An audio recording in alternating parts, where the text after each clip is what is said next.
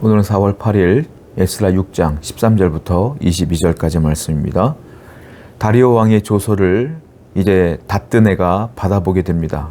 그리고 그 다뜨네는 이 조서를 받자마자 그대로 시행하게 되죠. 13절 말씀 읽어볼게요. 다리오 왕의 조서가 내림에 유보라데 강 건너편 총독 다뜨네와 스달보스네와 그들의 동관들이 신속히 준행하니라. 조서를 받자마자 신속하게 준행하게 됩니다. 그 다리오 왕의 명령대로 그대로 따르게 되는 것이죠. 자, 이 사람들은 원래 성전 건축할 때 방해했던 사람들이에요. 방해자죠. 방해자인데 왕의 조서를 보자마자 이제는 어떤 자가 되느냐면 그 성전 건축의 협력자로 바뀌어져요. 그리고 이 일이 어떻게 진행됩니까? 신속하게 진행되기 시작해요.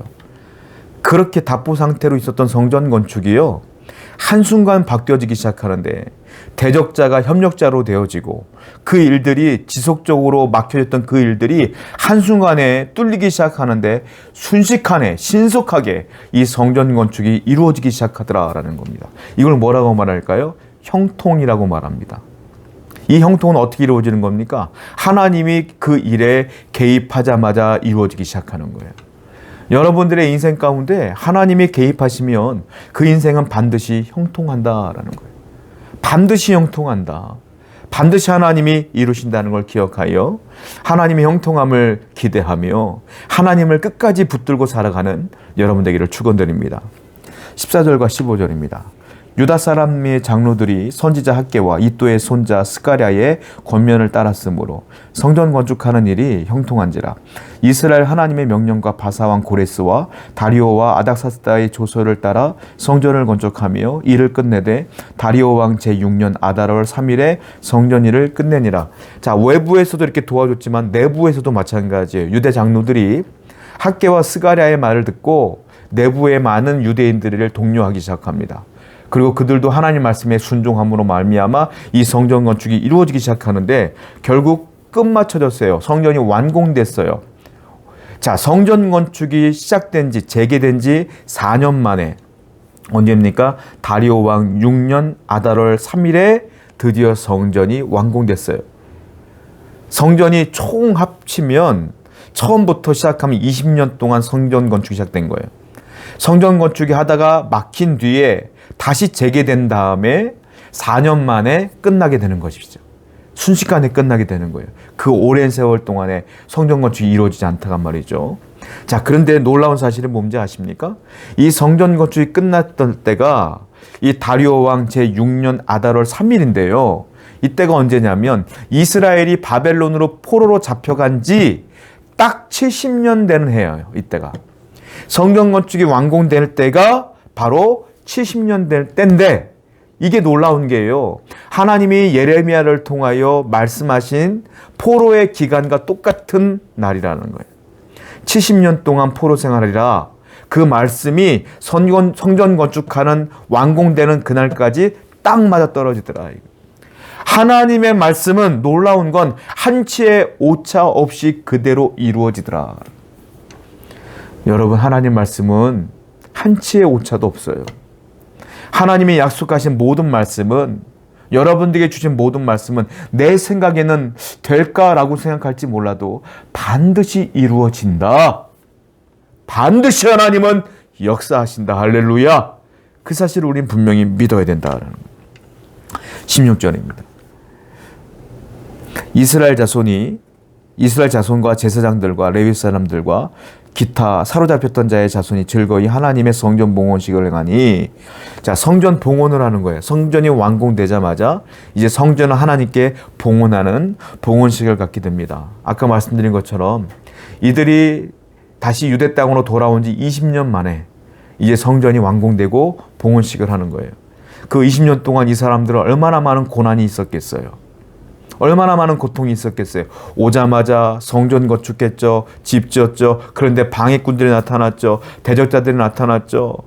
얼마나 힘들고 어려운 세월을 보냈습니까? 그게 딱 20년째 되는 해였어요. 20년이 되고 이제 드디어 성전이 완공된 뒤에 그들이 성전을 하나님께 봉헌할 때에 그들은 가만히 있어도 눈물이 날 수밖에 없는 상황인 거예요. 기쁨이 충만하고 감사가 충만하고 하염없는 눈물이 줄줄줄줄 흐르는 기쁨의 시간이 된 거예요. 여러분 기억하세요. 하나님의 백성은요, 고난이 있습니다.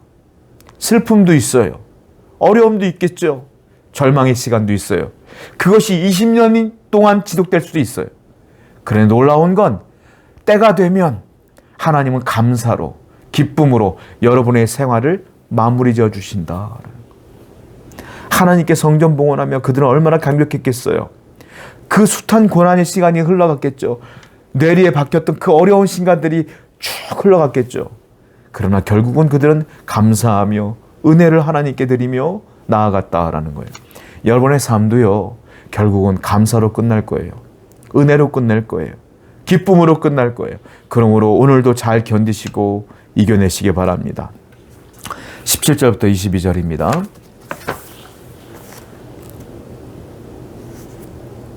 하나님의 성전 봉헌식을 행할 때 숫소 100마리와 수작 200마리와 어린 양 400마리를 드리고 또 이스라엘 지파의 수를 따라 순염소 12마리로 이스라엘 전체를 위하여 속죄제를 드리고 제사장을 그 분반대로 레위 사람을 그 순차대로 세워 예루살렘에서 하나님을 섬기게 하되 모세의 책에 기록된 대로 하게 하니라.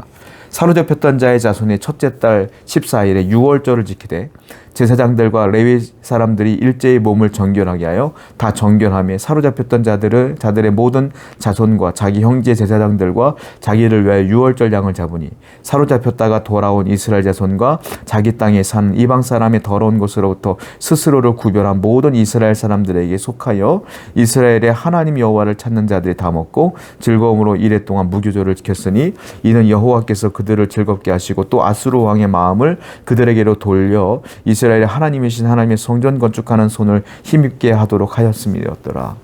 성전을 봉헌하는데 그들이 어떻게 합니까? 하나님께 예배를 드리면서 봉헌하는 거예요. 자, 제사를 지내는데요, 숫소 100마리, 순양 200마리, 어린 양 400마리를 드립니다. 그리고 이스라엘 12지파 때야 순염소 12마리로 또 이스라엘 전체를 위하여 하나님께 드리는데 그걸 뭐라고 말합니까? 속죄제라 이렇게 얘기해요. 왜냐? 그들이 바벨론에서 포로로 있다가 돌아왔는데요, 이방 사람들과 섞여 살면서 얼마나 많은 죄를 졌겠어요. 그리고 성전 건축이 멈췄을 때 그들은 절망했고 하나님을 분명히 의심했을 거예요. 그런 모든 죄들을 하나님께 봉헌하면서 예배하면서 하나님께 회개합니다. 하나님 죄송합니다. 이렇게 하나님이 역사하실 것을 우리가 의심했나이다. 죄 지었나이다. 하고 속죄제를 하나님께 드려요. 그리고 어떻게 말합니까? 또 첫째 달, 사로잡혔던 자의 자손이 첫째 달 14일에 유월절을 지킵니다.